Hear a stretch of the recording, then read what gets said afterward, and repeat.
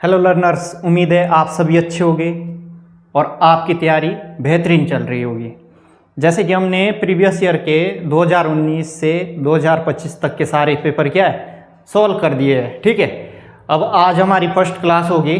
ठीक है, ये जो है डेमो क्लास के रूप में आपको फ्री में यूट्यूब में आप देख सकते थे और साथ में हमारी एप्लीकेशन सारथी कोचिंग सेंटर पर भी आप देख सकते हैं। ठीक है, तो हमारी फर्स्ट क्लास है पर्यावरण और इसके घटक। पर्यावरण और इसके घटक। ठीक है, पर्यावरण से आशय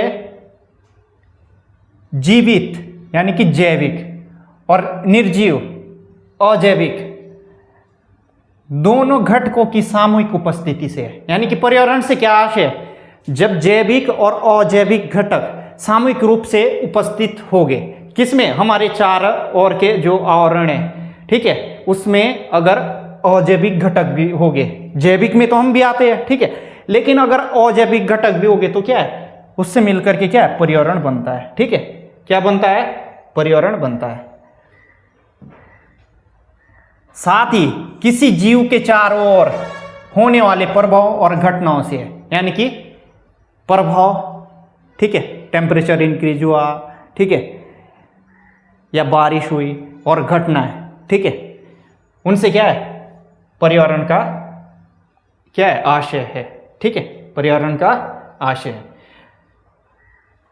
1986 के पर्यावरण संरक्षण अधिनियम के अनुसार क्या है, पर्यावरण में जल, वायु, भूमि और जो कि क्या है, अजैविक घटक की संपूर्णता और उनके पारस्परिक संबंध यानी कि इंटर रिलेशनशिप, ठीक है, क्या होने चाहिए, जल, वायु, भूमि यानी कि अजैविक घटक की संपूर्णता और उनके अंतर संबंध, ठीक है, पारस्परिक संबंध तथा उनका मनुष्य एवं अन्य जीवित प्राणियों जैसे कि जैविक घटक और परिवेश से संबंध सम्मिलित होता है।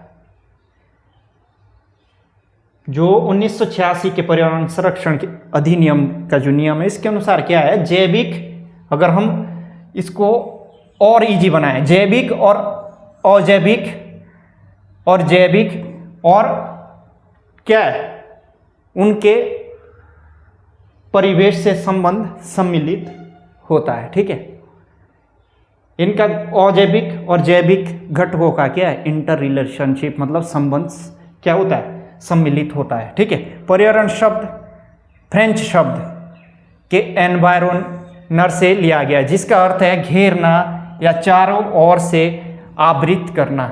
ठीक है, घेरना या फिर चारों ओर से आवृत करना यानी कि चारों ओर होना। ठीक है, अब यहां पे क्वेश्चन क्या पूछा जा सकता है कि पर्यावरण संरक्षण अधिनियम कब हुआ, कब आया, 1986 में। ठीक है, फिर पूछा जा सकता है कि जैविक और अजैविक घटक की सामूहिक उपस्थिति को क्या कहते हैं, पर्यावरण, और 2-3 ऑप्शन ऐसे ही और भी दे सकते हैं। ठीक है, या फिर ऐसे दे सकता है कि पर्यावरण से क्या आशय है, फिर डेफिनेशन में दे सकता है जैविक और अजैविक घटक के, ठीक है, सामूहिक उपस्थिति और उनका संबंध, और 2-3 और इसी तरीके की लाइनें होगी जो कि गलत होगी। तो हमें क्या बताना है, अजैविक और जैविक घटकों की सामूहिक उपस्थिति से क्या है, पर्यावरण का आशय है। और फिर क्वेश्चन क्या पूछा जा सकता है कि पर्यावरण शब्द कौन सी भाषा से लिया गया है, तो फ्रेंच भाषा से, और फ्रेंच भाषा के कौन से शब्द से लिया गया है, एनवायरनर से लिया गया है। ठीक है, और जिसका अर्थ क्या होता है, घेरना या चारों ओर से आवृत यानी कि चारों ओर से आवृत होना। ठीक है, या फिर चारों ओर होना। ठीक है,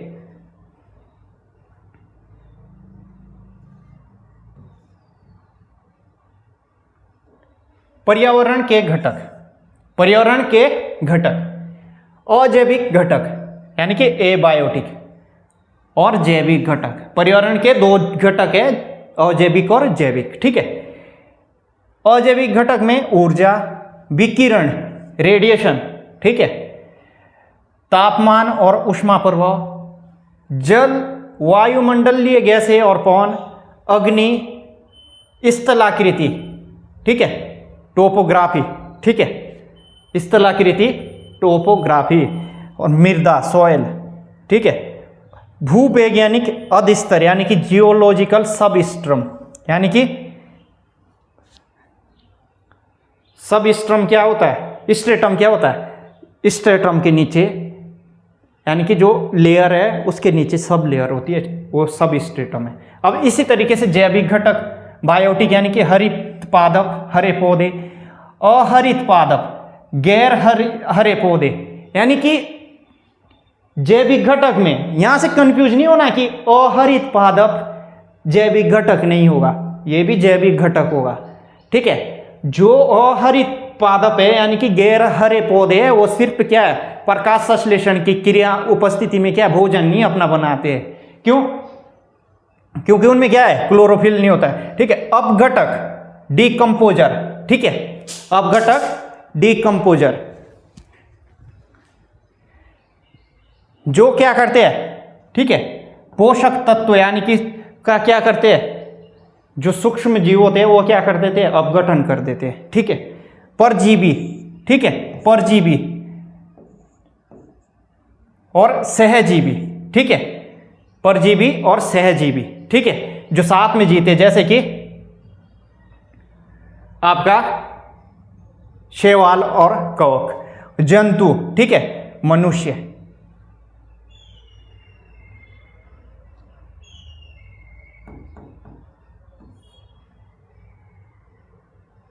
ये सारे क्या है, जैविक घटक है। पर्यावरण के घटक आरेख द्वारा समझे, ठीक है। पर्यावरण के 3 मुख्य घटक ऐसे है, जैसे कि वायुमंडल, जल, जो जिसमें वायु होती है, सॉरी, जलमंडल, जल, ठीक है, स्थल मंडल, पृथ्वी, और इन तीनों के का जहां पे संयोग होता है वहां पे क्या बनता है, जीवमंडल, बायोस्फीयर, ठीक है, वहां पे क्या बनता है, बायोस्फीयर। अब इनको एक एक करके डिस्कस करते हैं और डिटेल में डिस्कस करते हैं। जैसे कि वायुमंडल, वायुमंडल क्या है, ग्रह के चारों ओर से घेरे रहने वाली गैसीय परत क्या है, से मिलकर के क्या है, वायुमंडल है, जो जीवन के लिए क्या है, अत्यंत आवश्यक है, जीवन के लिए क्या है, अत्यंत आवश्यक है, ठीक है। वायु के सभी घटक, ठीक है, निष्क्रिय गैसों को छोड़कर, वायु के सभी घटक निष्क्रिय यानी कि अक्रिय गैसों को छोड़ करके जीवित प्राणियों के लिए आवश्यक चयापचयी पदार्थ का कार्य करते हैं। यानी कि चयापचयी क्या होता है, मेटाबॉलिज्म, क्या, मेटाबॉलिज्म, और मेटाबॉलिज्म को 2 भागों में बांटते हैं, एनाबॉलिज्म और कैटाबॉलिज्म में, ठीक है। जिसमें क्या होता है, मेटाबॉलिज्म में क्या होता है, जैसे प्रोटीन का संश्लेषण, ठीक है, भोजन का पाचन, ठीक है, ये क्या है, मेटाबॉलिज्म के द्वारा क्या होता है, ये सारे जो हमारे शरीर में होने वाली क्रिया है, ये सारे के सारे किससे होते हैं, वायु की उपस्थिति में, ठीक है। वायु का इतना महत्व है हमारे जीवन में, ठीक है। अब मूव करते हैं आगे।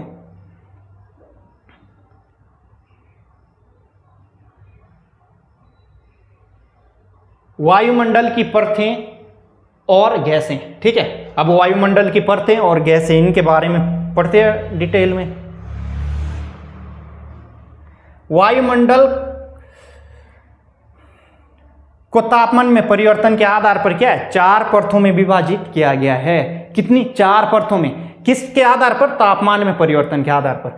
सबसे निचली परत क्या है, क्षोभ मंडल यानी कि ट्रोपोस्फीयर, और जो कि 8 से 16 किलोमीटर की ऊंचाई तक फैली होती है। क्षोभ मंडल क्या है, 8 से 16 किलोमीटर की ऊंचाई तक फैली होती है। अब ये क्वेश्चन पूछा जा सकता है कैसे, कि सबसे निचली परत वायुमंडल की कौन सी है, तो कौन सी है, क्षोभ मंडल, क्षोभ मंडल, और जिसमें क्या है, मौसम से संबंधित सभी क्रियाएं किसमें होती है, क्षोभ मंडल में, आंधी, बारिश, तूफान, ठीक है,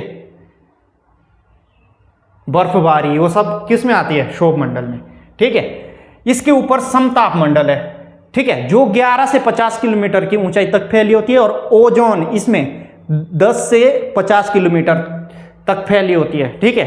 और ओजोन, क्वेश्चन कैसे बनेगा कि ओजोन परत वायुमंडल की कौन सी परत में होती है, ओजोन गैस, तो कौन से परत में होगी, समताप मंडल में, समताप मंडल में। और कौन सी अवस्था में होगी, ठीक है, शुष्क अवस्था में। किस अवस्था में होगी, शुष्क अवस्था में होती है, ठीक है। इसके ऊपर क्या होता है, मध्य मंडल, क्या होता है, मध्य मंडल, यानी कि मेजोस्फीयर, जो समताप मंडल के ऊपर से लगभग क्या 80 किलोमीटर तक फैला होता है, यानी कि 50 से 80 किलोमीटर के मध्य क्या होता है, मध्य मंडल होता है। अंत में सबसे भारी परत क्या है, तापमंडल, ठीक है, जो 80 किलोमीटर से, ठीक है, ऊपर 700 किलोमीटर की ऊंचाई तक लगभग फैला होता है, ठीक है। वायुमंडल में अन्य गैसें जैसे hydrogen, neon, krypton, methane, helium भी पाई जाती है, ठीक है। वायुमंडल में कौन सी गैसें पाई जाती है, hydrogen, neon, krypton, methane, helium भी पाई जाती है। और इसका हम क्या है आगे आने वाली स्लाइड में और डिटेल से डिस्कस करेंगे। यहाँ पे क्या बताया गया, क्षोभ मंडल 8 से 16 किलोमीटर, ठीक है। यहाँ पे क्या है, बादल बनते हैं, ठीक है, बारिश होगी, तूफान होगी, वो कहाँ पे होगी, क्षोभ मंडल में। अब क्षोभ मंडल में क्या होती है, जहाँ पे ये परत खत्म होती है, ठीक है। देखो पृथ्वी के निकट, पृथ्वी की सतह के निकट क्या होता है, पृथ्वी की सतह के निकट क्या होता है, पृथ्वी की सतह के निकट क्या होता है, टेम्परेचर। यहां पे जो पृथ्वी की सतह के निकट क्या होता है, टेम्परेचर ज्यादा होता है, बढ़ता है। कारण क्या है, आने वाली जो रेडिएशन है सतह से टकराती है, ठीक है। कुछ रेडिएशन को क्या है, जो पृथ्वी है ये क्या कर लेती है, अवशोषित कर लेती है, और कुछ को क्या कर देती है, इमिट कर देती है, वापसी वायुमंडल में भेज देती है ऊपर को, ठीक है। क्या करती है, वायुमंडल में वापसी भेज देती है, ठीक है। अब यहां से जो रेडिएशन, विकिरण पृथ्वी की सतह अवशोषित कर लेगी, इसका मतलब क्या है, पृथ्वी की सतह का टेम्परेचर इंक्रीज होगा, टेम्परेचर इंक्रीज होगा, इसीलिए क्या है, पृथ्वी की सतह के नजदीक जो वायुमंडल में हवा है उसका टेम्परेचर ज्यादा होता है। और जैसे जैसे हम ऊपर बढ़ते हैं, क्षोभ सीमा, यहाँ पे क्या होता है, जहां पे क्षोभ मंडल खत्म होता है वहां पे क्षोभ सीमा बनती है, ठीक है, ठीक है। वहां पे क्या है, टेम्परेचर क्या हो जाता है, बहुत ज्यादा गिर जाता है। और क्या हो जाता है, यहाँ पे जो वाष्प होगी ना, वाष्प किस में बदल जाती है, बर्फ में बदल जाती है। और यही कारण है कि जो पृथ्वी का पानी है, पृथ्वी पे जितना पानी है वो मात्रा बिल्कुल भी घटती नहीं है। कारण क्या है, क्योंकि क्षोभ सीमा पे क्या है, ये जैसे क्षोभ सीमा पे आती है, क्या है वो किस में बदल जाती है, बर्फ में बदल जाती है, जो वाष्प होती है। और ये क्या है, यानी कि वायुमंडल को छोड़ करके वायुमंडल की दूसरी परतों में नहीं जा पाती ऊपर पानी, तो जितना पानी है उतना बना हुआ रहता है, ठीक है। अब यहाँ पे क्या है, यहाँ पे लगभग 10 किलोमीटर से क्या हो जाएगी, ओजोन गैस स्टार्ट हो जाएगी, ओजोन परत। लेकिन जो समताप मंडल है वो क्या है, लगभग में 11 या 12 किलोमीटर से स्टार्ट होती है, ठीक है। तो थोड़ी सी ओजोन क्या है हमारे क्षोभ मंडल में भी होती है, और जो कि हमारे स्वास्थ्य के लिए क्या है, हानिकारक है। हमारे स्वास्थ्य के लिए क्या है, ओजोन अगर प्रकृति में मुक्त अवस्था में पाई जाती है तो हमारे स्वास्थ्य के लिए क्या है, ये हानिकारक है। अब समताप मंडल में क्या पाई जाती है, ओजोन परत। और ओजोन परत को मापने की इकाई क्या है, डॉप्सन यूनिट है, ठीक है।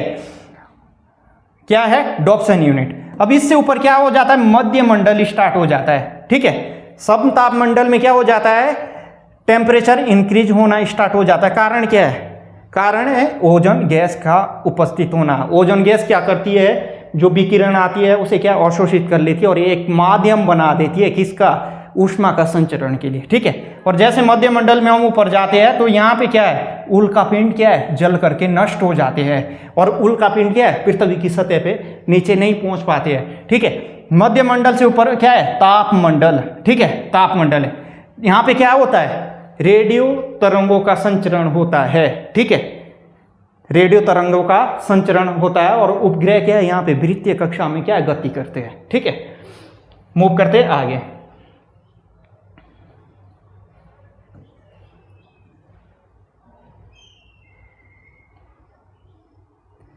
अब ये भी पूछा जाता है, बहुत इंपॉर्टेंट है यहाँ पे भी, यहाँ से बिल्कुल क्वेश्चन पूछे जा सकते हैं। जैसे कि नाइट्रोजन वायुमंडल में आयतन प्रतिशत के आधार पर कितना है, 78.08%।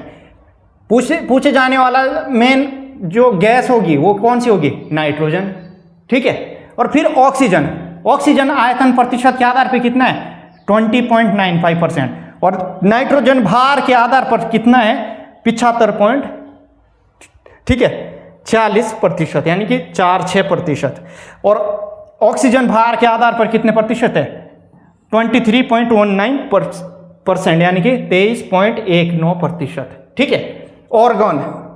ऑर्गन, ठीक है, अक्रिय है तो ये कितना है, 0.93%। कार्बन डाइऑक्साइड CO2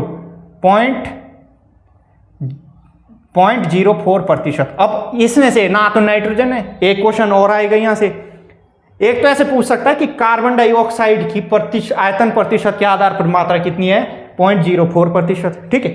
नाइट्रोजन के आयतन प्रतिशत के आधार पर मात्रा कितनी है, 78.08%। और ऑक्सीजन की आयतन प्रतिशत के आधार पर मात्रा कितनी है, 20.95%, ठीक है। और भार प्रतिशत के आधार पर मात्रा किसकी, ऑक्सीजन और नाइट्रोजन की पूछी जाती, इसीलिए मैंने ये लिखी है। तो ये नाइट्रोजन की कितनी है, 75.46, यानी कि 46, और 23.19% किसके, ऑक्सीजन की, ठीक है, भार के आधार पे प्रतिशत की मात्रा। अब यहां से क्या पूछा जा सकता और कि ग्रीन हाउस गैस सबसे ज्यादा कौन सी है, कार्बन डाइऑक्साइड, क्योंकि नाइट्रोजन भी ग्रीन हाउस गैस नहीं है, ऑक्सीजन भी नहीं है, ऑर्गन तो अक्रिय है, तो कौन सी हो जाएगी, कार्बन डाइऑक्साइड इसके बाद। और इसी को हमने क्या है, पाई चार्ट के रूप में दिखा दिया यहाँ पे। जैसे कि नाइट्रोजन 78.08% है, ऑर्गन 0.93% है, और कार्बन डाइऑक्साइड कितनी है,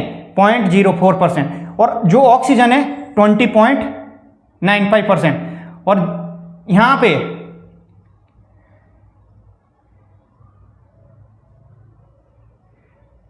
पे जो है फिर अन्य जो गैसें है उनको दिखाया गया है। जैसे कि ये है नियोन कितने प्रतिशत है, ठीक है, और हीलियम कितने प्रतिशत है, और मीथेन देखो, मीथेन क्या है, कौन सी है, ग्रीन हाउस गैस है मीथेन भी, तो ये कितने प्रतिशत है, 0.00018% है। और हाइड्रोजन कितने प्रतिशत है, 0.00055% है। और क्रिप्टॉन, जीनोन इसी तरीके से है।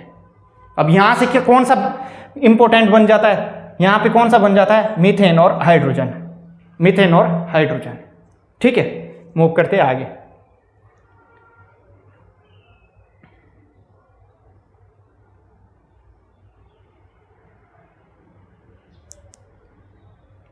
यहां ऑर्गन, नियोन, हीलियम, क्रिप्टॉन और जीनोन क्या है, निष्क्रिय गैसें होती है, अक्रिय गैसें होती है, और ये क्या है, मेटाबॉलिज्म में भाग नहीं लेती है, और ना ही क्या होती है, ग्रीन हाउस गैसें हैं, ठीक है। और ना ही क्या है, प्राथमिक प्रदूषक और द्वितीयक प्रदूषक गैसें हैं, ठीक है।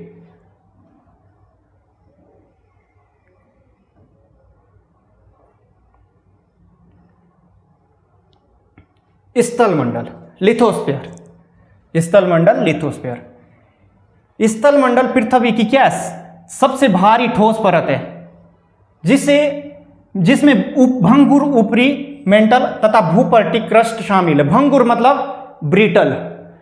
अगर हमने किसी पे प्रेशर अप्लाई किया, कोई सी वस्तु है उस पे हमने प्रेशर अप्लाई किया और उसने बिना किसी इंडिकेशन दिए, यानी कि जैसे बिना किसी इंडिकेशन दिए अगर मैं प्रेशर अप्लाई कर रहा हूं तो वो मुड़ नहीं रहा है या फिर वो दब नहीं रहा है, बिना किसी इंडिकेशन दिए हुए क्या हो जाता है, टूट जाता है, उसे भंगुर कहते हैं। जिसमें क्या बताया, स्थलमंडल पृथ्वी की सबसे भारी ठोस परत है, ठीक है, जिसमें भंगुर ऊपरी मेंटल और भूपट्टी क्रस्ट शामिल है, ठीक है।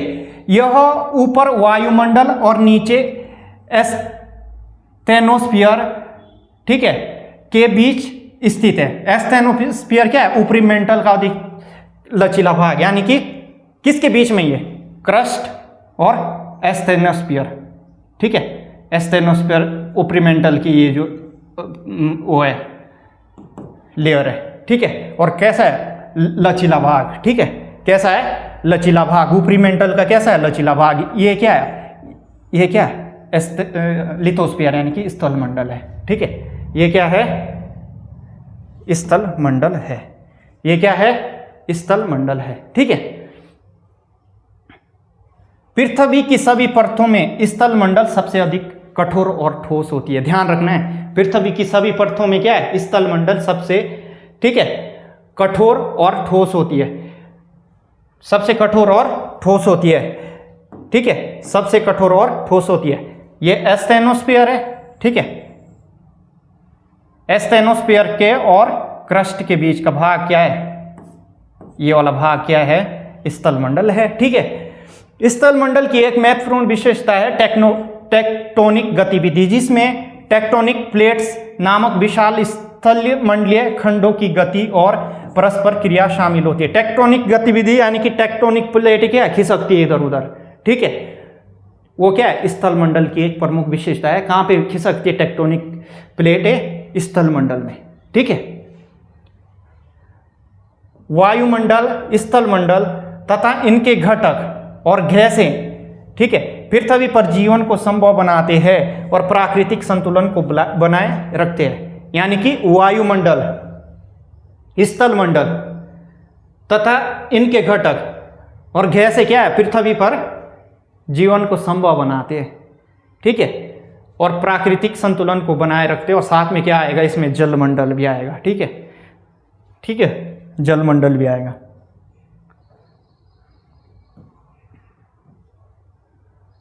लिथोस्फीयर यानी कि स्थल मंडल, अब उसकी क्या है, ये क्लासिफाई क्या है, डायग्राम के रूप में, किसको, स्थल मंडल को, ठीक है।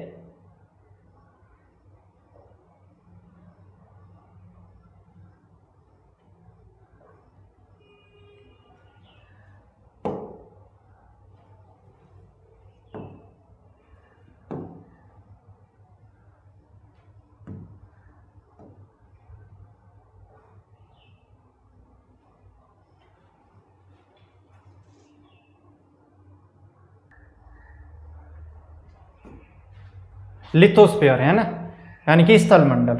इसका क्या है, एक डायग्राम है जिससे हम क्या आसानी से इसे समझ सकते हैं। ये पृथ्वी का क्या है, एक भाग काट दिया हमने, ठीक है, और इसको यहाँ पे किसमें एनलार्ज करके दिखा दिया, यानी कि बड़ा करके दिखा दिया है, ठीक है। अब ये जो इसकी क्या है, लेयर्स है, ठीक है, सेंटर से आउटर की तरफ मैं बताऊंगा, ठीक है। सेंटर में क्या है, आंतरिक क्रोड, ठीक है, और उसके बाहर क्या है, बाहरी क्रोड, फिर है आंतरिक मेंटल, फिर है बाहरी मेंटल, और फिर क्या है, एस्थेनोस्फीयर, ठीक है, और फिर आएगी क्रस्ट, ठीक है। अब यहाँ पे जो लिथोस्फीयर यानी कि स्थल मंडल है, वो हमारे क्या है, क्रस्ट और ऊपरी मेंटल का सबसे ठोस मेंटल है, ठीक है। ऊपरी मेंटल का सबसे ठोस मेंटल है, ठीक है, क्रस्ट और ऊपरी मेंटल का, ठीक है। ये क्या है, ये क्या है, एस्थेनोस्फीयर है। क्या है, एस्थेनोस्फीयर है।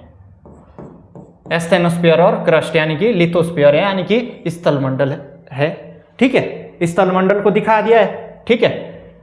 अब मूव करते हैं आगे। आगे आपको ये लेयर और ज़्यादा अच्छे से देखने को मिलेगी।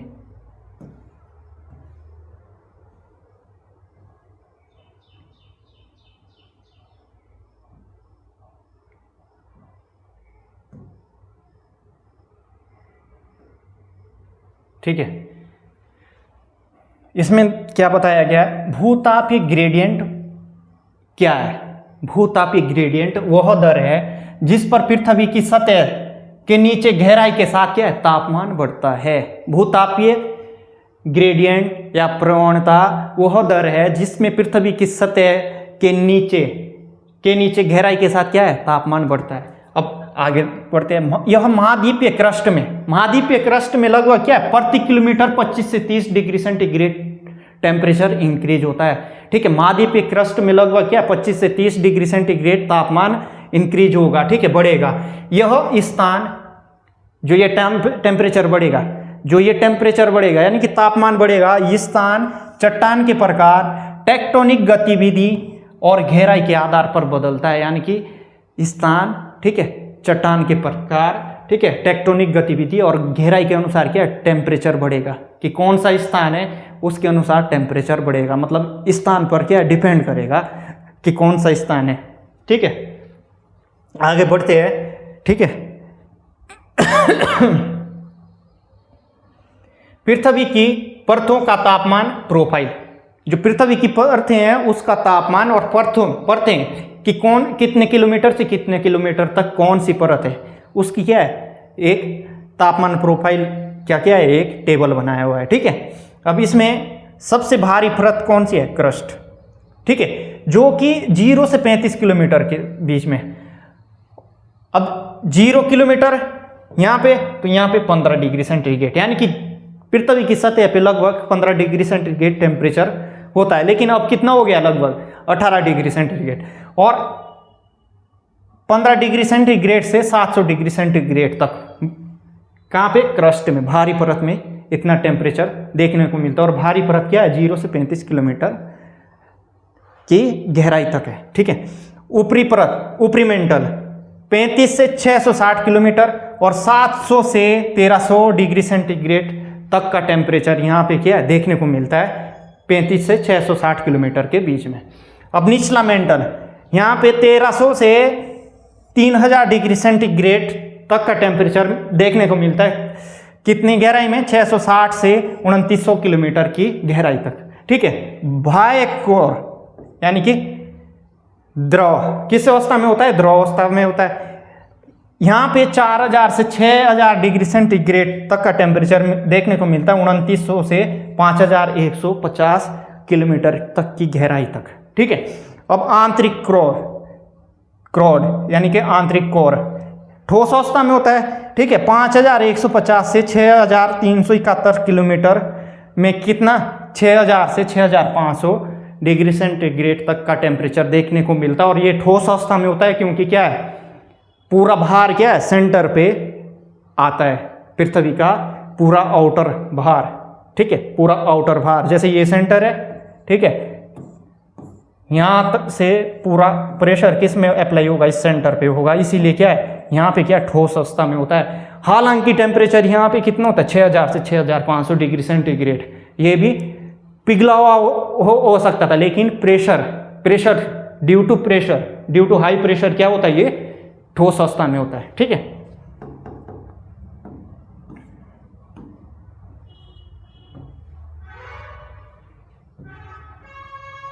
लिथोस्फीयर के अवयव, ठीक है।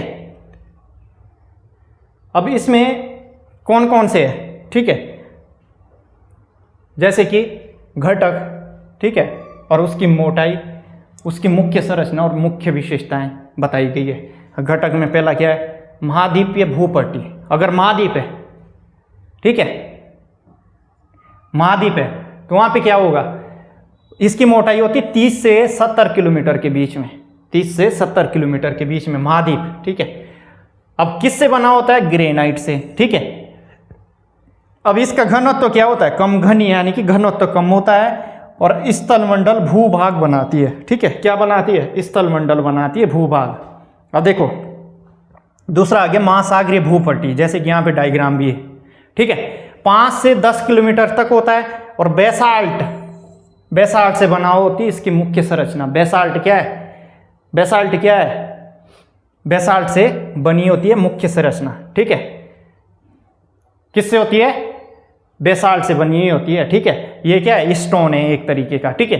अधिक घनी होता है, यानी कि घनत्व अधिक होता है, क्यों, क्योंकि महासागर में जो समुद्री जल है उसका भार अधिक होता है, तो उसके दबाव के कारण वहां पे क्या है, घनत्व बढ़ जाता है। घनत्व कैसे बढ़ता है, अगर हम कम स्थान में अधिक सामान को क्या है रख दें, जैसे कि हम एक इतने से डब्बे में क्या है, एक 1 बैग सीमेंट क्या है ठूस के भर दें, तो वो क्या अधिक घनत्व वाला हो जाएगा। और अगर हम इतने से बैग में थोड़ी सी सीमेंट, मतलब बिना किसके कंप्रेशन के, बिना प्रेशर के भर दें, ऐसे ही भर दें, ठीक है, तो वो कम घनी होगा। महासागरों के तल के नीचे स्थित, महासागरीय भूपट्टी कहाँ होती है? महासागर के तल के नीचे स्थित होती है।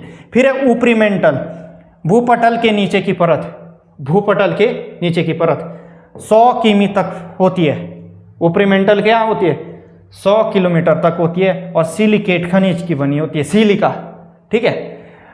कठोर परत होती है, ठीक है, विवर्तनिक यानी कि टेक्टोनिक प्लेटों का हिस्सा होता है, जैसे कि अभी तक क्या हुआ था, डिस्कस हुआ था, ठीक है, स्थल मंडल में कहाँ से, क्रस्ट से लेकर के कहाँ तक, ठीक है, कहाँ तक होता है? एस्थेनोस्फीयर यानी कि ऊपरी मेंटल के परत के बीच में क्या होती है? स्थल मंडल होता है, बस वही यहाँ पे भी। और ये क्या है? टेक्टोनिक प्लेटों के बीच का हिस्सा होता है। मृदा परत, मृदा परत कुछ मीटर की होती है, ठीक है, मृदा परत कुछ मीटर की होती है और जो मृदा की परत है इनको बनने के लिए क्या है? सैकड़ों वर्ष लग जाते हैं। और मिश्रित होती है, मतलब मिश्रित होती है, मिश्रित क्या हो पाई जाती है? इसमें खनिज पाए जाते हैं, ठीक है। जीवन और कृषि का क्या है? समर्थन करती है, ठीक है, जीवन और कृषि का समर्थन करती है। मूव करते हैं आगे। अब हमने क्या पढ़ लिया है? वायुमंडल, जलमंडल, स्थल मंडल। अब हम जलमंडल की बात करते हैं। किसकी बात करते हैं? जलमंडल। किसकी? जलमंडल, हाइड्रोस्फीयर।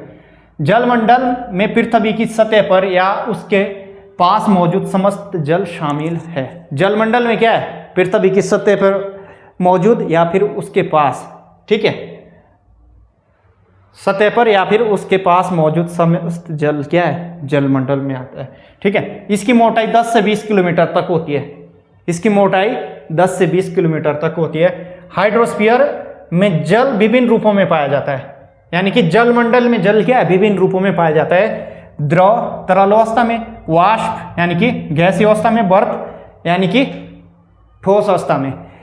जैसे महासागर, नदियां, झीलें, भूमिगत जल और ग्लेशियर क्या है? यहां तक कि वायुमंडल में भी वाष्प के रूप में क्या है? जल होता है, ठीक है। जल एक प्राकृतिक चक्र के माध्यम से निरंतर क्या होता है? गतिशील होता है, प्राकृतिक चक्र होता है, ठीक है। यह वाष्पित होता है, बादल बनता है, जैसे कि यहां पे दिखाया गया है, ठीक है। ये नदी है, यहां से प्रकाश की ऊर्जा के उपस्थिति में क्या हो रहा है? वाष्पित हो रहा है, ठीक है। ये जो नदी है, यहां से जल क्या है? वाष्प के रूप में, ठीक है, यहां से क्या है? वाष्प के रूप में कहां जा रहा है? वायुमंडल में जा रहा है और क्या बनाता है? बादल बनाता है, संघनन होता है, ठीक है, कंडेंसेशन, ठीक है। वर्षा के रूप में या हिमपात के रूप में गिरता है, ठीक है। अब क्या होता है? जैसे ही हवाएं आती है, जिसे बोलते हैं हम मॉनसून आना, तो वर्षा या फिर हिमपात के रूप में गिरता है। वापसी क्या है? जलाशयों में या तालाबों में एकत्रित होता है और क्या है? वापसी वाष्पित होता है सूर्य के प्रकाश में, तो फिर से ये बादल बनाता है। इसी तरीके से चक्र चलता रहता है, ठीक है। और सबसे ज्यादा जलवाष्प कहां पे होता है? समुद्र में होता है। सबसे ज्यादा कहां पे होता है? समुद्र में होता है, ठीक है। और इसे क्या कहते हैं? जल चक्र कहा जाता है। क्या कहा जाता है? जल चक्र। इस चक्र को क्या कहा जाता है? जल चक्र। मूव करते हैं आगे। पृथ्वी पर कुल जल, पृथ्वी पर कुल जल कितना है? कुल जल की मात्रा लगभग 1.386 अरब घन किलोमीटर है, ठीक है, 1.386 अरब घन किलोमीटर है। खारा जल की अगर प्रतिशत की मात्रा बोले कि पृथ्वी के कुल जल का कितना है? 97.5 यानी कि 97.5% क्या है? खारा जल है, ठीक है। लगभग कितना है? 1.351 अरब किलोमीटर क्यूब, ठीक है, अरब घन किलोमीटर या फिर अरब किलोमीटर क्यूब खारा जल है, ठीक है, जिसमें लगभग 96.5% महासागरों में है। जो खारा जल है वो 96.5% क्या है? महासागरों में है। इसीलिए बोलते हैं कि जो शुद्ध जल है, पीने योग्य जल है, उसको बर्बाद नहीं करना चाहिए, ठीक है। क्यों? क्योंकि वो सारा के सारा क्या है? नदियों से कहां जाएगा? महासागरों में जाएगा। और महासागरों से क्या है, अगर महासागरों में ही जल का लेवल बढ़ता जाएगा, या जैसे कि मैं बोलूँगा जल का लेवल महासागरों में और कैसे बढ़ सकता है, ग्लोबल वार्मिंग, ठीक है, ठीक है, तापमान के बढ़ने से, वैश्विक तापमान के बढ़ने से क्या होगे, ग्लेशियर पिघल जाएंगे और क्या है, समुद्र जल स्तर बढ़ता जाएगा और वो क्या है, पीने योग्य तो नहीं रहेगा वो, ठीक है।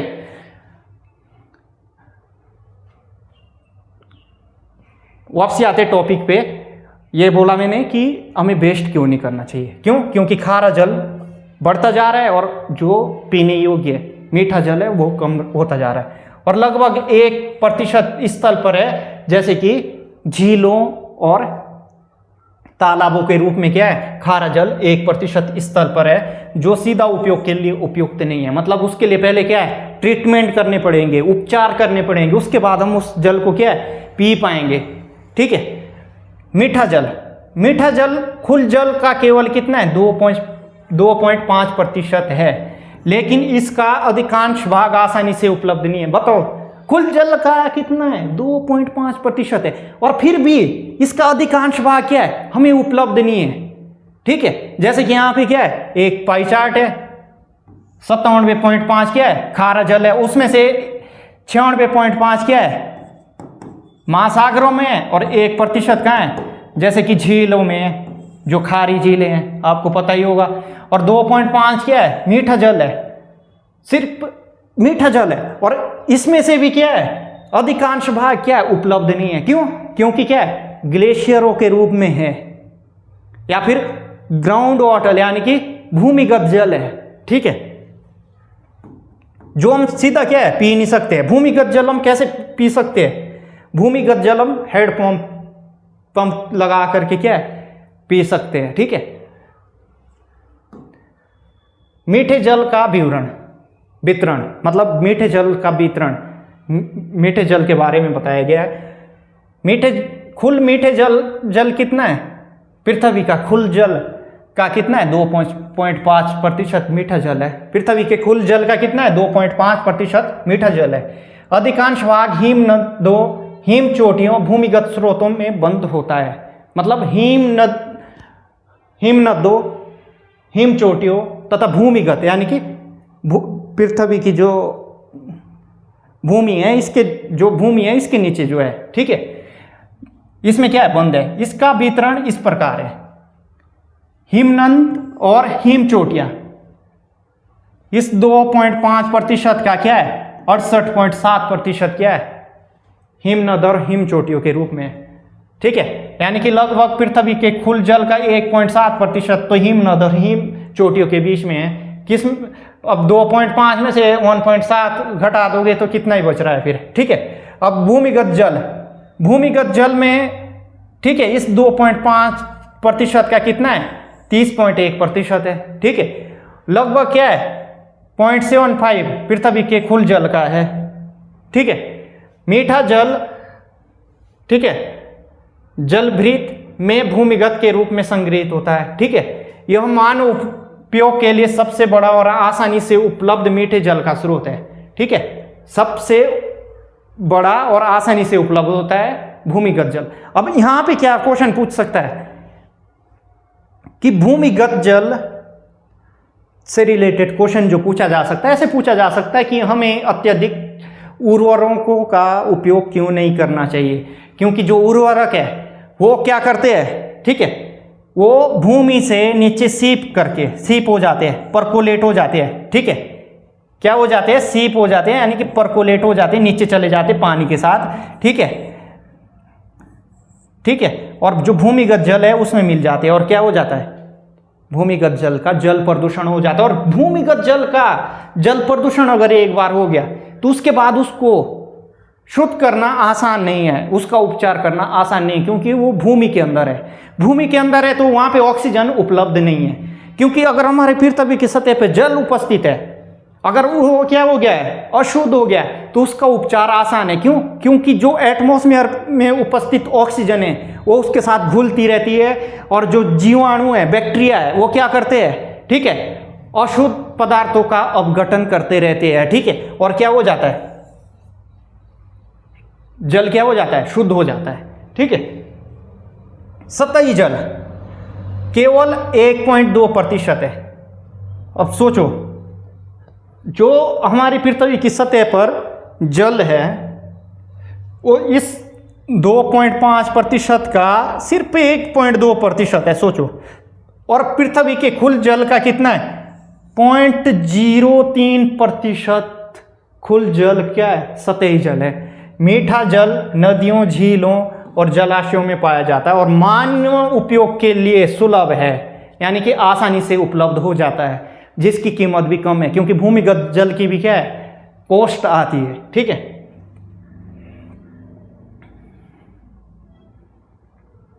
जल ही जीवन है, जल का संरक्षण ही हमारे भविष्य की सुरक्षा है। अब आगे बढ़ते हैं।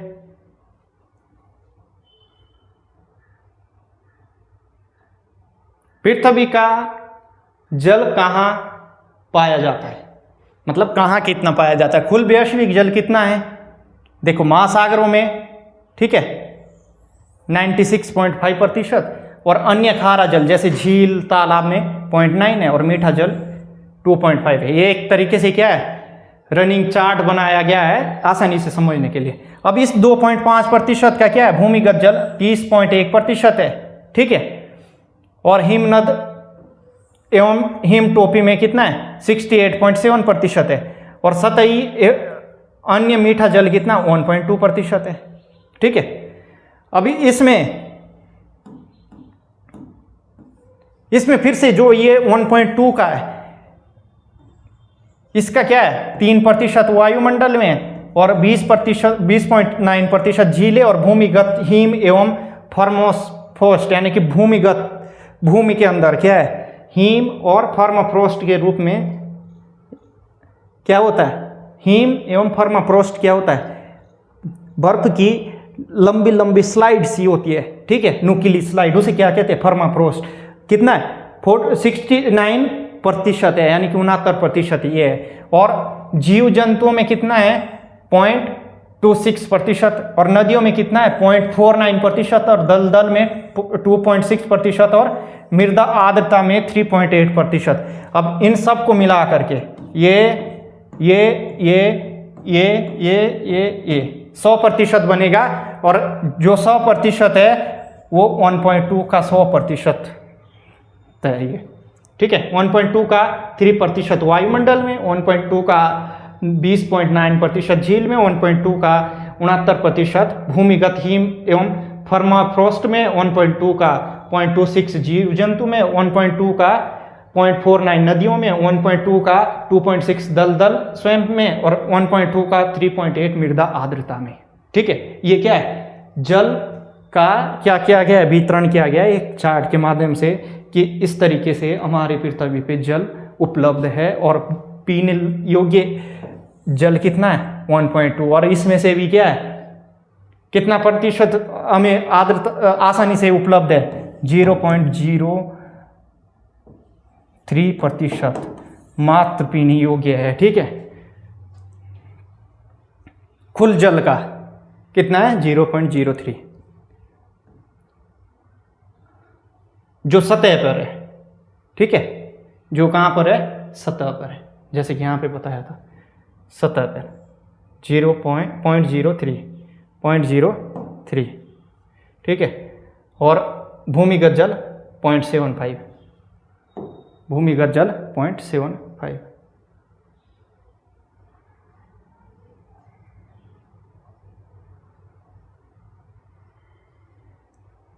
और जो प्रतिशत मान है वो अनुमानित है, मतलब लगभग है, थोड़ा बहुत आगे पीछे हो सकता है। ठीक है,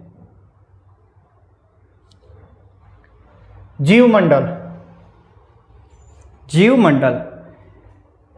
सभी जीवित जीवों का समावेश होता है। किसमें? जीवमंडल में। यह पृथ्वी पर ऊर्जा तथा पदार्थ के बड़े स्तर पर पुनर्चक्रण में महत्वपूर्ण भूमिका निभाता है। अब यहाँ पे एक करेक्शन है, ये पृथ्वी पर क्या है? ये पृथ्वी पर ऊर्जा नहीं, बस सिर्फ और सिर्फ पदार्थ के बड़े स्तर का पुनर्चक्रण में महत्वपूर्ण भूमिका निभाता है, ऊर्जा का पुनर्चक्रण नहीं होता है। ठीक है, आगे बढ़ते हैं।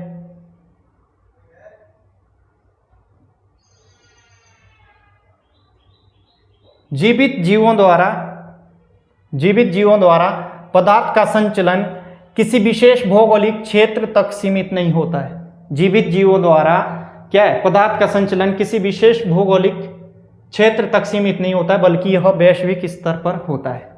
ठीक है, पदार्थ का संचलन क्या है, किसी मतलब विशेष भौगोलिक क्षेत्र तक नहीं, बल्कि वैश्विक क्षेत्र तक, मतलब विश्व स्तर पर क्या जीवित जीव चले जाते हैं, और जिससे क्या पदार्थ का संचलन होता है, ना कि एक भौगोलिक स्थिति। जैसे मैंने बोला उत्तराखंड के पशु पक्षी सिर्फ उत्तराखंड में हो गए, नहीं, ये क्या है ऑल इंडिया में जा सकते हैं। ठीक है, ये पदार्थ का क्या संचलन करेंगे। ठीक है, जीवमंडल प्रकाश संश्लेषण के लिए सौर ऊर्जा पर निर्भर करता है।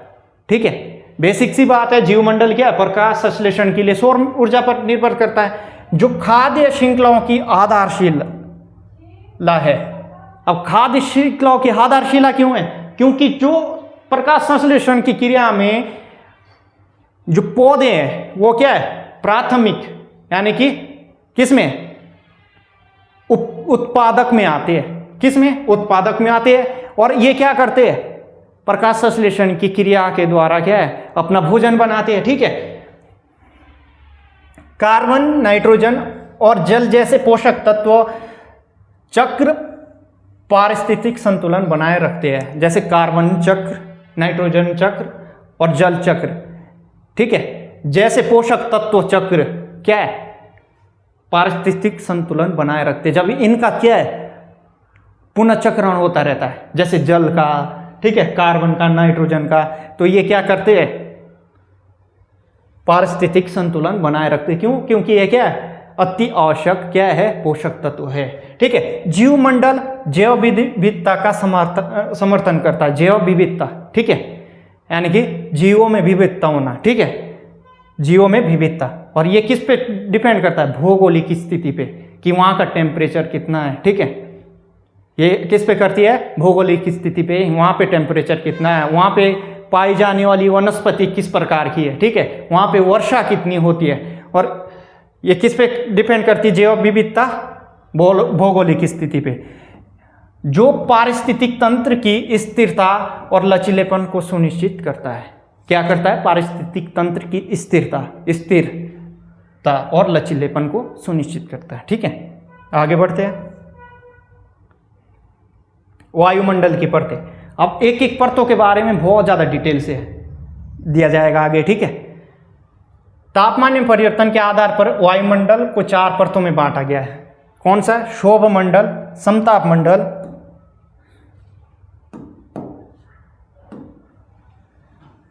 क्षोभ मंडल, समताप मंडल, मध्य मंडल और ताप मंडल। ठीक है, क्षोभ मंडल में ऊंचाई बढ़ने पर तापमान घटता है, लेकिन समताप मंडल में बढ़ने लगता है। ठीक है, पृथ्वी से जितना दूर जाते हैं वायुमंडल उतना ही पतला होता जाता है। क्यों, क्योंकि उधर क्या है गैसें, ठीक है, नहीं होती है। ठीक है, नहीं के बराबर होती है। ठीक है, और दूर दूर होती है। पृथ्वी के ये मंडल, स्थल मंडल, जल मंडल, वायुमंडल और जीवमंडल एक दूसरे से जुड़े हैं और जीवन को संभव बनाते हैं। ठीक है, स्थल मंडल, जल मंडल और वायुमंडल, ठीक है, ये मिलकर के क्या बनाता है जीवमंडल, और एक दूसरे से जुड़े हैं और जीवन को संभव बनाते हैं। ठीक है, अब यहाँ पे क्या बताया गया है, क्षोभ मंडल 0 से 12 किलोमीटर के बीच में, ठीक है, 12 से 50 किलोमीटर के बीच में समताप मंडल, और 50 से 80 किलोमीटर में मध्य मंडल, और 80 से 700 के बीच में क्या है ताप मंडल। ठीक है, क्या है ताप मंडल।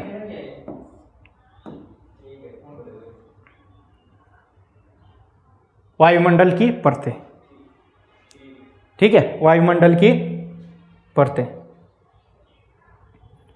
क्षोभ मंडल 0 से 15 किलोमीटर, ठीक है, 15 से 50 समताप, और 50 से 80, ठीक है, मध्य मंडल, और 80 से 700, ठीक है, ताप मंडल, और वायुमंडल 700 से 10,000 किलोमीटर तक। ठीक है, क्या है वायुमंडल। अब यहाँ पे मौसम संबंधित घटनाएं होती है। ठीक है, और यहाँ पे क्या है स्ट्रेटोस्फीयर में, क्योंकि ओजोन किस रूप में पाई जाती है, शुष्क अवस्था में पाई जाती है, तो यहाँ पे क्या है एरोप्लेन उड़ते हैं। ठीक है, और मेसोस्फीयर में, ठीक है, यानी कि मध्य मंडल। यहाँ पे क्या है, मेटोर्स यानी कि उल्कापिंड जल करके नष्ट हो जाते हैं। ठीक है, थर्मोस्फीयर यहाँ पे क्या है, रेडियो तरंगों का संचरण होता है, और थर्मोस्फीयर और एक्सोस्फीयर के मध्य में लगभग में इधर ही क्या है, उपग्रह क्या है, चक्कर लगाते हैं। ठीक है, वायुमंडल पृथ्वी के चारों ओर गैसों की परतों का आवरण है जो जीवन की रक्षा करता है और जलवायु को नियंत्रित करता है। ठीक है, अगर वायुमंडल ना हो पृथ्वी पे तो क्या है, जीवन संभव है, क्योंकि वायुमंडल क्या है, वायुमंडल ये क्या है, वायुमंडल से ही हमें क्या है, ऑक्सीजन मिलती है, और वायुमंडल ही क्या है, यहाँ पे हमारा क्या है, जितने भी मौसम संबंधित क्या है घटनाएं है वो क्या है, वायुमंडल में होती है। और कौन से, उसमें क्षोभ मंडल में। ठीक है,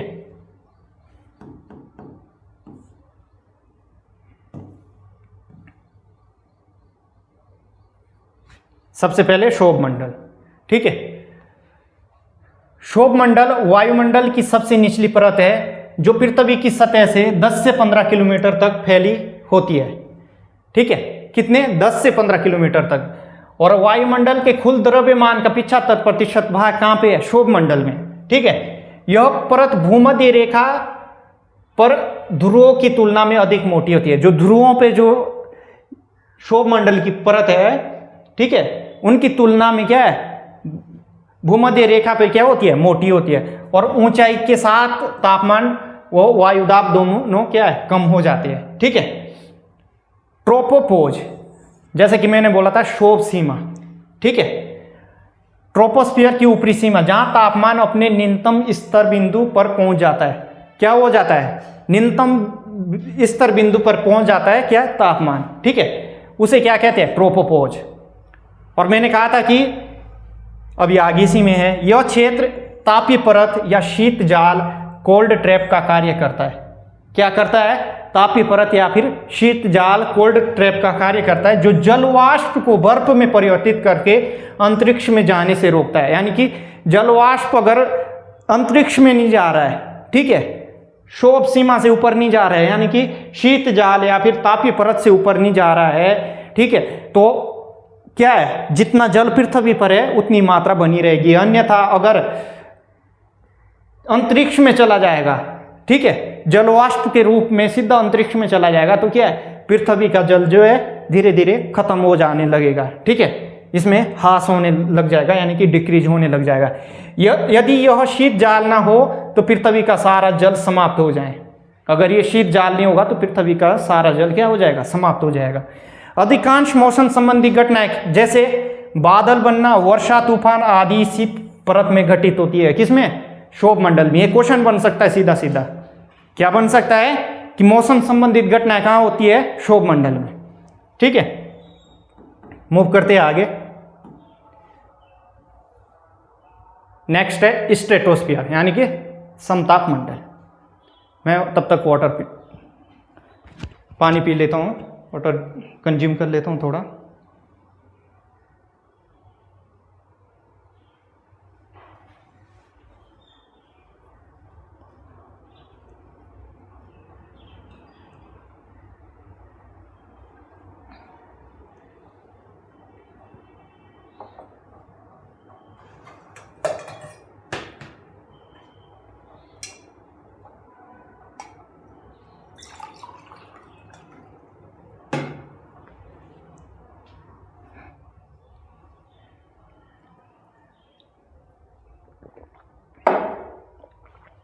स्ट्रेटोस्फियर यानी कि समताप मंडल। यह परत स्ट्रेटोस्फियर, यह परत समताप मंडल के यह परत क्षोभ मंडल के ऊपर स्थित होती है, यानी कि ट्रोपोस्फियर। क्या बात बोली है इसने कि यह परत किसके ऊपर होती है, ट्रोपोस्फियर, यानी कि क्षोभ मंडल के ऊपर स्थित होती है। पृथ्वी की सतह से 15 से 50 किलोमीटर की ऊंचाई तक फैली होती है। कितने, 15 से 50 किलोमीटर, जिसकी मोटाई लगभग 35 किलोमीटर, क्योंकि 15 से 50 तो 50 माइनस 15 35 किलोमीटर क्या हो जाएगी, इसकी ऊंचाई हो जाएगी, मोटाई हो जाएगी। ठीक है, समताप मंडल में तापमान ओजोन द्वारा सूर्य के प्रकाश को अवशोषित करने के कारण ऊंचाई के साथ बढ़ता है। ओजोन द्वारा सूर्य के प्रकाश को क्या है, अवशोषित कर लिया जाता है और ऊंचाई के साथ बढ़ता जाता है, क्योंकि ओजोन जो गैस है वो क्या है, ओजोन जो गैस है, ओजोन के जो मॉलिक्यूल है वो क्या है, कैसे होते हैं, एक दूसरे के ज़्यादा पास पास होते हैं। ठीक है, अब वो अवशोषित कर लेती है तो क्या टेम्परेचर पास भी कर लेती है। इसकी निचली परत में तापमान लगभग स्थिर रहता है। जो निचली परत है इसमें तापमान कैसा रहेगा, लगभग स्थिर रहता है, जबकि ऊपरी भाग में ऊंचाई के बढ़ने के साथ साथ तापमान बढ़ता जाता है। ठीक है, ओजोन परत देखो, ऊष्मा के संचरण के लिए माध्यम की आवश्यकता होती है, तो इसमें समताप मंडल में क्या है, ओजोन क्या है, उस माध्यम का कार्य कर रही है, ओजोन जो परत है। ठीक है, यह परत ओजोन अणुओं की एक पतली परत से बनी होती है, ओजोन परत। ठीक है, जो सूर्य की हानिकारक पराबैंगनी किरणों यानी कि अल्ट्रावायलेट रेज से पृथ्वी पर जीवन की रक्षा करती है। किसकी करती है, सूर्य की हानिकारक पराबैंगनी किरणों से। किससे करती है, सूर्य की हानिकारक पराबैंगनी किरणों से। ठीक है, पृथ्वी पर जीवन की रक्षा करती है कौन, ओजोन परत। और किससे बनी होती है, ओजोन के अणु से मिलकर के बनी होती है। ठीक है, अणु से मिलकर बनी होती है। ओजोन परत का मुख्य कार्य सूर्य से आने वाली पराबैंगनी किरणों को अवशोषित करना है। क्या है मुख्य कार्य, सूर्य से आने वाली पराबैंगनी किरणों को अवशोषित करना क्या है, ओजोन का मुख्य कार्य। अब यहां पे क्वेश्चन कैसे है कि ओजोन परत कहां पे पाई जाती है, समताप मंडल में। ठीक है, और ओजोन परत किससे रक्षा करती है, हानिकारक पराबैंगनी किरणों से। ठीक है, अब ओजोन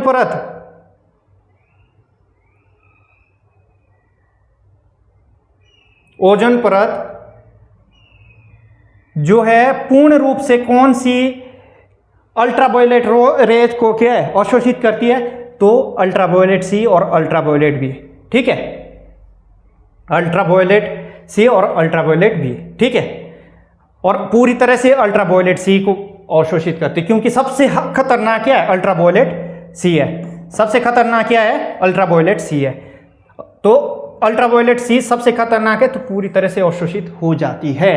और अल्ट्रावायलेट बी, अल्ट्रावायलेट सी अगर पृथ्वी पे आएगी, ये क्वेश्चन बनेगा यहां से, अल्ट्रावायलेट सी अगर पृथ्वी पे आएगी तो ये क्या करेगी, डीएनए डैमेज करेगी, यानी कि डीएनए से संबंधित क्या है, विकार उत्पन्न करेगी। ठीक है, और अल्ट्रावायलेट भी त्वचा कैंसर, मोतियाबिंद का कारण बन सकती है, और अधिकांश रूप में क्या ये अवशोषित कर लेती है। कौन कर लेती है, ओजोन परत। ठीक है, और अल्ट्रावायलेट क्या है, कम हानिकारक है, कुछ मात्रा में पृथ्वी की सतह तक पहुंचती है, कुछ मात्रा में क्या है, पृथ्वी की सतह तक पहुंचती है, और इससे क्या होता है, जैसे कि स्किन में टैनिंग होना, यानी कि क्या हो जाती है, स्किन काली हो जाती है। ठीक है, यहां पे इस डायग्राम में क्या बताया है, अल्ट्रावायलेट सी क्या है, ओजोन के द्वारा अवशोषित कर ली जाती है पूरी तरह से। ठीक है, अल्ट्रावायलेट भी अधिकांश अवशोषित कर ली जाती है, और अल्ट्रावायलेट एक कुछ मात्रा में पृथ्वी पर पहुंचती है। ठीक है, और ये क्या है, ओजोन लेयर दिखाई गई है, यहाँ पे क्या दिखाई गई है, ओजोन लेयर। ठीक है, और यहां से एक क्वेश्चन बनेगा ही बनेगा। ठीक है, स्थिति किसकी, समताप मंडल की। वायुमंडल की वह परत जो पृथ्वी की सतह से लगभग 10 से 50 किलोमीटर की ऊंचाई पर स्थित है। ठीक है, कितने, 10 से 50 किलोमीटर, कितने, 10 से 50। ठीक है, ओजोन की सर्वाधिक सांद्रता 15 से 35 किलोमीटर की ऊंचाई के बीच में होती है। सबसे ज़्यादा में ओजोन की सांद्रता यानी कि कंसंट्रेशन क्या है, कहाँ पे पाया जाएगा, 15 से 35 किलोमीटर की ऊंचाई तक पाई जाएगी। और क्षोभ मंडल में औसत ओजोन सांद्रता यानी कि कंसंट्रेशन, क्षोभ मंडल यानी कि ट्रोपोस्फियर में कितना होगा, 0.05 ppm। ठीक है, 0.05, ठीक है, पार्ट्स पर मिलियन होगा। ठीक है, मूव करते हैं आगे।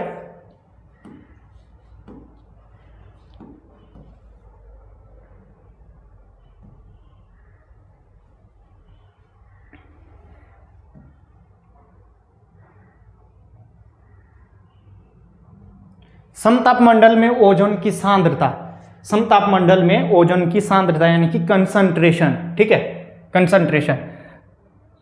समताप मंडल में ओजोन की औसत सांद्रता लगभग कितनी है? समताप मंडल में औसत एवरेज, ठीक है, 2 से 8 ppm है, ठीक है, पार्ट्स पर मिलियन, ठीक है। और शीर्ष मतलब हाईएस्ट सांद्रता कितनी है? 10 से 12 ppm है, ठीक है, 10 से 12 ppm क्या हाईएस्ट सांद्रता है, हाईएस्ट कंसंट्रेशन कितनी है? 10 से 12 ppm। और क्या है? कुछ क्षेत्रों में कुछ ऋतुओं के दौरान होती है, ठीक है। ओजोन परत पृथ्वी को क्या है? हानिकारक पराबैंगनी किरणों से सुरक्षा प्रदान करती है। ये क्या है? क्वेश्चन आएगा, ठीक है, किससे सुरक्षा प्रदान करेगी? हानिकारक पराबैंगनी किरणों से सुरक्षा करेगी, क्या? ओजोन परत।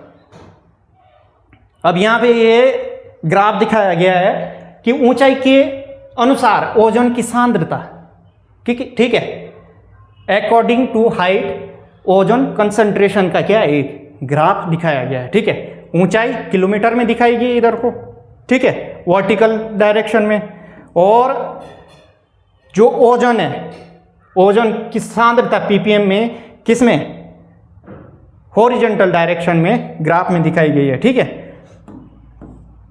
अब जैसे ही हम 0 से लगभग 10 किलोमीटर की ऊंचाई पे जाते हैं तो ओजोन की सांद्रता कितनी है? लगभग 0.05 ppm देखने को मिल जाती है, ठीक है। और हाईएस्ट सांद्रता कितनी है? 10 से 12 ppm। और एवरेज कितनी? 2 से 8 ppm। और ऐसे ही जैसे जैसे और ऊंचाई बढ़ती है ऐसे ऐसे ओजोन की सांद्रता क्या है? कम होती जाती है, ठीक है। और सबसे ज्यादा कहां पे होती है? समताप मंडल में होती है। और ओजोन गैस क्या है? क्षोभ मंडल में भी होती है। और क्षोभ मंडल में ओजोन गैस हमारे लिए क्या है? हानिकारक है। ये क्या है? हमारे लिए हानिकारक है, ठीक है।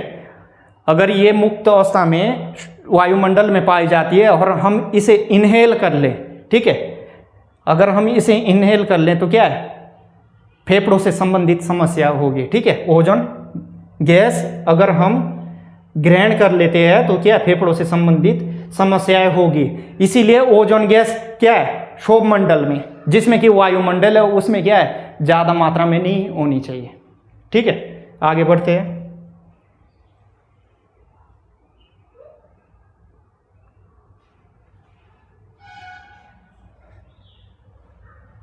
अब एक टेबल है, इसमें दिया गया है ऊंचाई के आधार पर ओजोन की सांद्रता। जैसे कि 0 से 10 किलोमीटर क्षोभ मंडल में कितनी है? लेस देन 0.1 ppm पार्ट्स पर मिलियन, इससे कम सांद्रता पाई जाती है, ठीक है। और 15 किलोमीटर पे कितनी है? 5 ppm, ठीक है। और 20 से 25 किलोमीटर में क्या है? शीर्ष यानी कि हाईएस्ट चरम सीमा पे होती है 10 से 12 ppm, ठीक है। और 30 किलोमीटर पे कितनी है? 6 ppm। और जैसे जैसे हाइट बढ़ रही है 40 से 50 किलोमीटर पे कितनी है? 2 से 4 ppm। मतलब ओजोन की सांद्रता क्या है? घटती जा रही है, ठीक है। पहले ओजोन की सांद्रता क्या है? 0.1 ppm से बढ़ करके 10 से 12 चरम शीर्ष पे पहुंची। और वहां पे ऊंचाई कितनी थी? 20 से 25 किलोमीटर। और ऐसे जैसे 50 किलोमीटर पे पहुंची तो 2 से 4 ppm पे आ गई। मतलब पहले बढ़ती है और फिर घटती है, ठीक है। मूव करते हैं नेक्स्ट टॉपिक पे।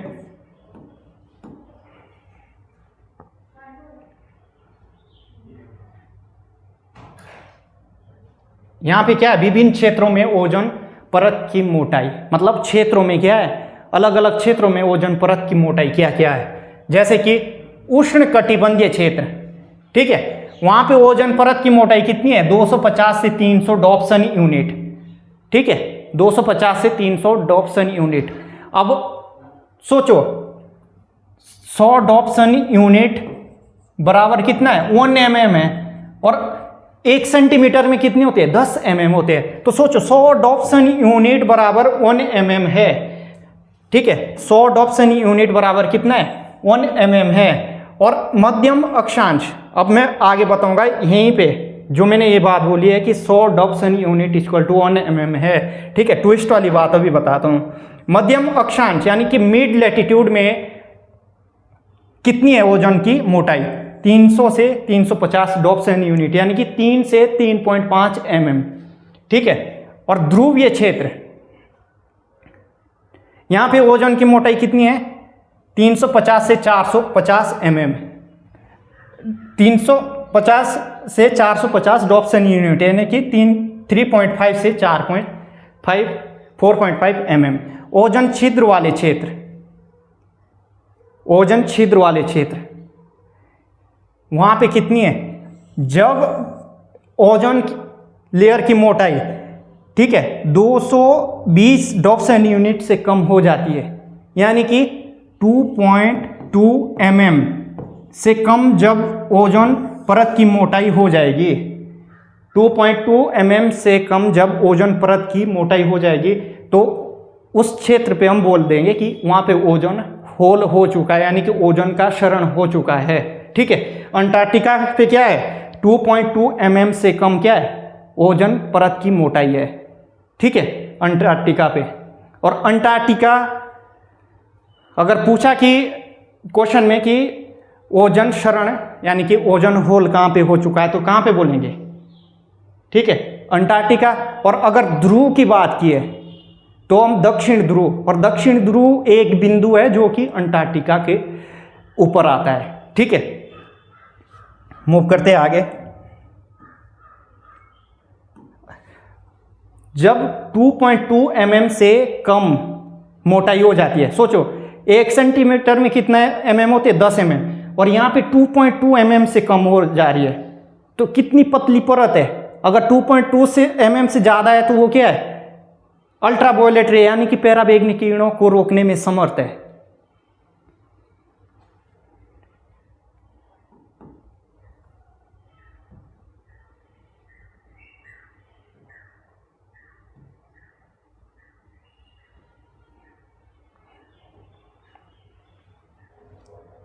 ओजोन परत की मोटाई और मापन, ठीक है। ओजोन परत की मोटाई विश्व भर में भिन्न भिन्न होती है, ठीक है। सामान्यतः भूमध्य रेखा के पास यह पतली होती है और ध्रुवों के पास क्या होती है? मोटी होती है, ठीक है।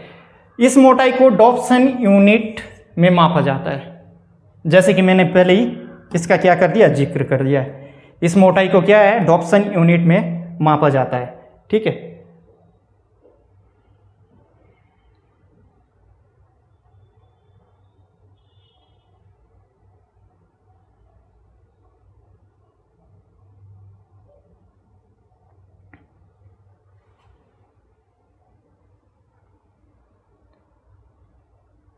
जो ओजोन परत का मापन है वो कहाँ से किया जाता है? उपग्रह उपकरण, क्या है? उपग्रह उपकरण के द्वारा किया जाता है, जैसे नासा का टॉम्स और OMI, ठीक है। और भूमि आधारित डॉप्सन स्पेक्ट्रोफोटोमीटर, कौन सा उपकरण है? दूसरा, भूमि आधारित डॉप्सन स्पेक्ट्रोफोटोमीटर। पूछा जा सकता है कि जो ओजोन परत का मापन है उसके उपकरण कौन से हैं? तो नासा का टॉम्स और OMI जो कि उपग्रह आधारित है, और भूमि आधारित क्या है? डॉप्सन स्पेक्ट्रोमीटर है, स्पेक्ट्रोफोटोमीटर है। और गुब्बारे द्वारा छोड़े जाने वाला ओजोन सोड, ठीक है, गुब्बारे द्वारा छोड़े जाने वाला ओजोन सोड क्या है? ओजोन परत की मोटाई मापता है, ठीक है। मध्यमंडल, मध्यमंडल, ठीक है, समताप मंडल के ऊपर, ठीक है, पृथ्वी की सतह से लगभग 50 से 80 किलोमीटर के ऊंचाई पर स्थित क्या है? मध्यमंडल वायुमंडल की सबसे ठंडी परत है। मध्यमंडल क्या है? वायुमंडल की सबसे ठंडी परत है, 50 से 80 किलोमीटर, ठीक है, पृथ्वी की सतह से 50 से 80 किलोमीटर की ऊंचाई पर, जहां तापमान ऊंचाई के साथ क्या है? घटता जाता है, ठीक है। पहला था क्षोभ मंडल, वहां पे तापमान, ठीक है, ऊंचाई के साथ घटता जाता है। फिर आता है समताप मंडल, वहां पे ओजोन गैस की उपस्थिति के कारण, ठीक है, क्योंकि वो क्या है? प्रकाश की विकिरण को क्या है? अवशोषित कर लेती है, तो वहां पे ऊंचाई के साथ क्या तापमान बढ़ता है। फिर आता है मध्य मंडल, वहां पे ऊंचाई के साथ तापमान फिर से क्या हो जाता है? घटता जाता है, ठीक है। यद्यपि इस परत की वायु अत्यंत विरल होती है, अत्यंत विरल होती है मतलब अत्यंत पतली होती है, यानी कि वायु के कण क्या दूर दूर होते हैं, फिर भी यह उल्कापिंडों की गति को धीमा करने के लिए पर्याप्त घनी होती है। ये क्या कर देती है, मध्यमंडल में वायु बहुत विरल होती है, ठीक है, पतली होती है यानी कि दूर दूर होते हैं वायु के कण। यद्यपि वायु विरल होती है, वायु के कण दूर दूर होते हैं, फिर भी ये क्या है, उल्कापिंडों को जलाकर नष्ट कर देती है। जो वायु किस में होती है, मध्यमंडल में। इस यहाँ से क्वेश्चन कैसे बन सकता है कि उल्कापिंड जलकर नष्ट कौन से मंडल में होते हैं, तो कौन से मंडल में होते हैं, मध्यमंडल में, जिससे वे जलकर रात के आकाश में आग की तरह लकीरें, उल्काएं बनाते हैं, उल्का रेखाएं बनाते हैं, ठीक है।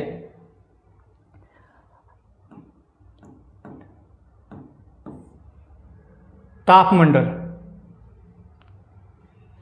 यह परत पृथ्वी की सतह से लगभग 80 किलोमीटर की ऊंचाई से बाह्य अंतरिक्ष तक फैली होती है। तापमंडल 80 किलोमीटर की ऊंचाई से बाह्य अंतरिक्ष मतलब कहाँ तक, 700 किलोमीटर तक फैली होती है, ठीक है। तापमंडल की विशेषता अत्यधिक उच्च तापमान है। तापमंडल में क्या है, तापमान अत्यधिक उच्च होता है, हजारों डिग्री सेल्सियस तक पहुंच सकता है, ठीक है। ऐसा इसलिए होता है क्योंकि इस परत में उपस्थित अत्यंत कम अणु बड़ी मात्रा में सौर ऊर्जा को अवशोषित करते हैं। जो वायु के जो अणु हैं वो अत्यंत कम मात्रा में होते हैं, चूंकि ये क्या है, अत्यंत कम मात्रा में होते हैं, फिर भी ये क्या है, फिर भी क्या करते हैं, बहुत बड़ी मात्रा में सौर ऊर्जा को अवशोषित कर लेते हैं। और जो इसमें जो क्या होता है, यात्री जो गया होता है, अंतरिक्ष यात्री, उसको फिर भी क्या है, ठंड महसूस होती है। कारण क्या है, क्योंकि जो अणु है वो क्या है, तापमान को जो ऊष्मा होती है, ठीक है, ऊष्मा को क्या है, माध्यम चाहिए किसके लिए, प्रवाह के लिए, ठीक है। अब अणु क्या है, दूर दूर होते हैं, तो क्या है, ऊष्मा का प्रवाह नहीं होता है, और फिर उसे क्या है, यहाँ पे क्या है, टेम्परेचर हाई होता है, फिर भी क्या है, अंतरिक्ष यात्री क्या है, ठंड महसूस करता है, ठीक है। तापमंडल विषममंडल हेट्रोस्फीयर का भाग है, जहां गैस से समान रूप से मिश्रित ना होकर अपने अणुभार के अनुसार परतों में विभाजित रहती है। क्या होती है, गैसें समान रूप से क्या नहीं होती है, मिश्रित नहीं होती है, ठीक है, और अणुभार के अनुसार परतों में विभाजित होती है, ठीक है। जैसे जैसे जिस गैस का अणुभार है उस हिसाब से क्या है, लेयर्स में डिवाइड होती है, ठीक है। इसके विपरीत समरूप मंडल होमोस्फीयर, जिसमें क्षोभ मंडल, समताप मंडल, मध्य मंडल शामिल है। क्षोभ मंडल, समताप मंडल और मध्य मंडल किसमें है, समरूप मंडल में आएंगे, ठीक है। और विषम मंडल किसमें आएंगे, विषम मंडल किसमें आएगा, विषम मंडल में क्या आएगा, सॉरी, विषम मंडल में क्या आएगा, तापमंडल, ठीक है।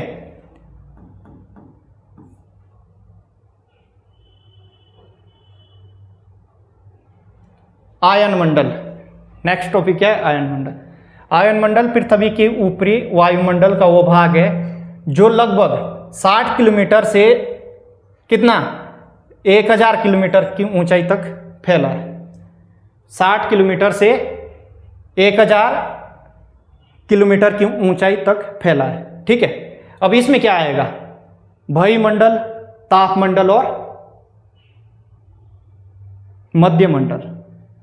वायुमंडल, तापमंडल और मध्य मंडल से मिलकर के क्या बनेगा, आयन मंडल। और आयन मंडल में क्या है, रेडियो तरंगों का क्या है, प्रसार होगा, ठीक है। यह तापमान के साथ आच्छादित, तापमंडल के साथ आच्छादित होता है। इसमें मध्य मंडल तथा वायुमंडल के कुछ भाग शामिल होते हैं, ठीक है। कुछ भाग किसके होते हैं, मध्य मंडल और वायुमंडल। और तापमंडल का क्या होता है, पूरा भाग क्या है, घिरा हुआ होता है किसमें, आयन मंडल में, ठीक है। यह क्षेत्र सौर विकिरण के आयनीकृत होता है। सौर विकिरण से कैसा होता है, ये क्षेत्र आयनीकृत होता है, आयोनाइज होता है, ठीक है, ठीक है, जिससे वायुमंडलीय विद्युत उत्पन्न होती है। क्या होती है, वायुमंडलीय विद्युत, ठीक है। आयनित कण क्या होते हैं, उत्पन्न होते हैं, और यह चुंबक मंडल की आंतरिक सीमा का कार्य करता है। किसका कार्य करता है, चुंबक मंडल की आंतरिक सीमा का कार्य करता है। आयन मंडल रेडियो संचार के लिए अत्यंत महत्वपूर्ण है, क्योंकि इसमें क्या आयोनाइजेशन होता है, ठीक है, क्योंकि यह रेडियो तरंगों के प्रसार को प्रभावित करता है और पृथ्वी पर दीर्घ दूरी तक संचार संभव बनाता है। क्या करता है, रेडियो तरंगों के प्रसार को प्रभावित करता है और पृथ्वी पर दीर्घ दूरी तक संचार क्या है, संभव बनाता है। क्या, जो आयन मंडल में रेडियो तरंगे होती है, ठीक है। ओजोन परत, मध्य मंडल, तापमंडल और आयन मंडल, ये सभी परतें जीवन की रक्षा, अंतरिक्ष से सुरक्षा, संचार सुविधा प्रदान करने के लिए महत्वपूर्ण भूमिका निभाती है। क्या करती है, अंतरिक्ष से सुरक्षा, संचार सुविधा प्रदान करने में महत्वपूर्ण भूमिका निभाती है, ठीक है।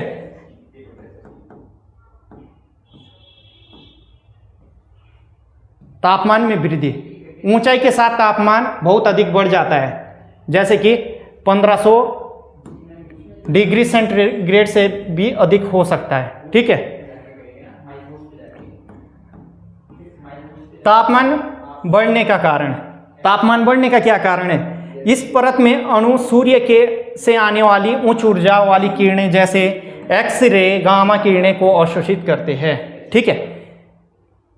तापमंडल में क्या करते हैं कि इस परत में क्या करती है, सूर्य जो गैस के अणु है, सूर्य से आने वाली उच्च ऊर्जा वाली किरणें जैसे कि एक्स-रे, गामा किरणों को क्या अवशोषित करती है। यद्यपि तापमान बहुत अधिक प्रतीत होता है, परंतु वायु की घनता इतनी कम होती है, मतलब वायु का घनत्व कम होता है। इसका मतलब क्या है कि जो एक एरिया है, जैसे कि मैंने बोला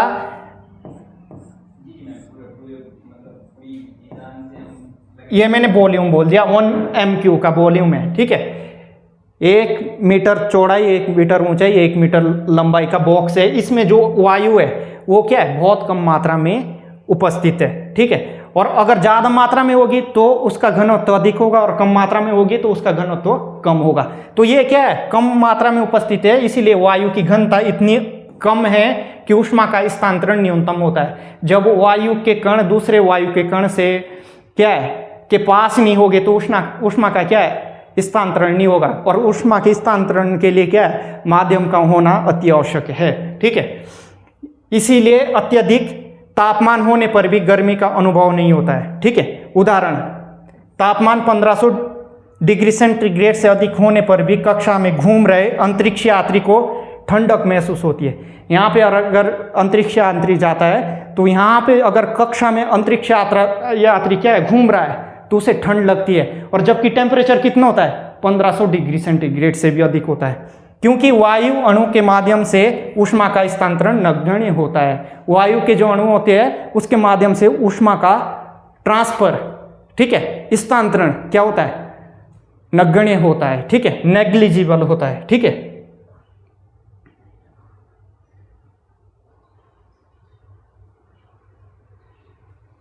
एग्जोस्फीयर यानी कि वायुमंडल, विशेषता है वायुमंडल की सबसे ऊपरी परत है, ठीक है, जो बाह्य अंतरिक्ष में मिल जाती है।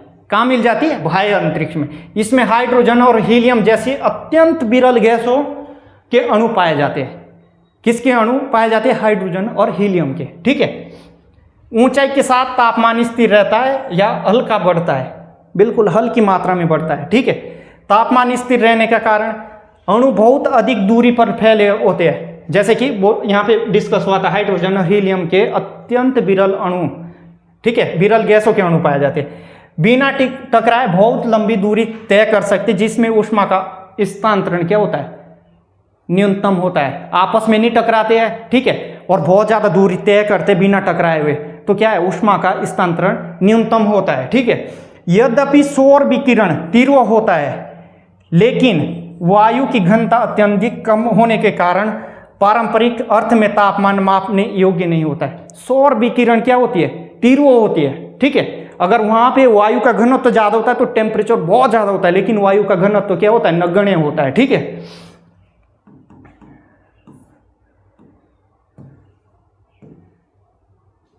वायुमंडल की परतों का सारांश। और ये क्या लास्ट क्या है यहाँ पे टॉपिक है जो मैं आपको यहाँ पे बता रहा हूँ।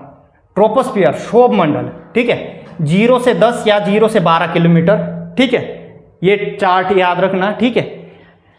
ऊंचाई के साथ क्या तापमान घटता है।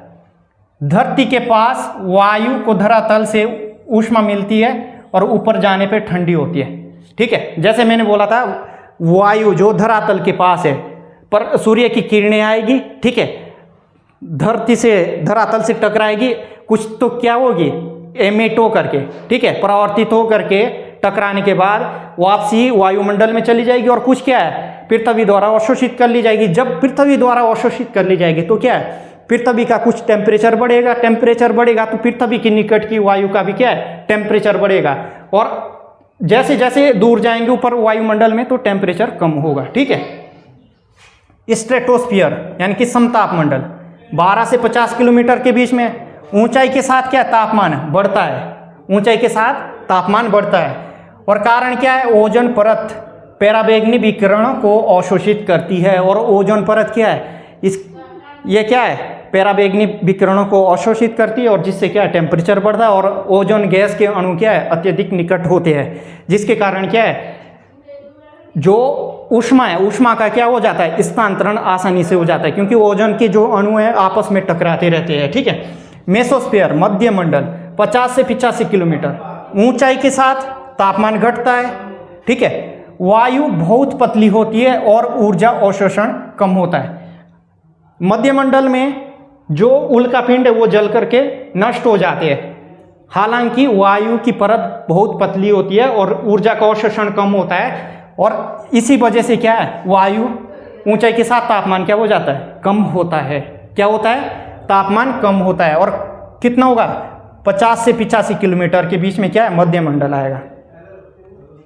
फिर आएगा तापमंडल थर्मोस्फियर 85 से 600 किलोमीटर के बीच में, ऊंचाई के साथ बहुत अधिक बढ़ता है, क्या तापमान क्या ऊंचाई के साथ बहुत अधिक बढ़ता है, ठीक है। अब यहाँ तापमंडल में क्या है सूर्य से आने वाली उच्च ऊर्जा वाली किरणें अवशोषित होती है, ठीक है, सूर्य से आने वाली उच्च ऊर्जा वाली किरणें क्या होती है अवशोषित होती है, जिसके कारण क्या है तापमान बढ़ता है, ठीक है। फिर आता है वायुमंडल 6000 से 600 से ज़्यादा 600 किलोमीटर प्लस, ठीक है, और लगभग 10,000 किलोमीटर तक अनिश्चित या अस्थिर, हल्का बढ़ता है मतलब टाइम जो टेम्परेचर है क्या होता है स्थिर या फिर हल्का बढ़ता है, ठीक है। वायु अत्यंत विरल अणु गुरुत्वाकर्षण से मुक्त होकर दूर चले जाते हैं, क्या हो जाते हैं क्योंकि वायुमंडल है पृथ्वी से बहुत ज़्यादा दूर है तो क्या है गुरुत्वाकर्षण बल का जो प्रभाव है बहुत कम होता है, तो क्या गुरुत्वाकर्षण बल से जो गैस के अणु हैं हीलियम एवं हाइड्रोजन के जो अणु हैं वो क्या गुरुत्वाकर्षण से मुक्त होकर के क्या है बहुत दूर चले जाते हैं, जिसके कारण क्या है क्या नहीं हो पाता है ऊष्मा का संचरण नहीं होता है यानी कि स्थानांतरण नहीं होता है, ठीक है। धन्यवाद, आपकी ये पहली क्लास थी, मिलते हैं नेक्स्ट क्लास में।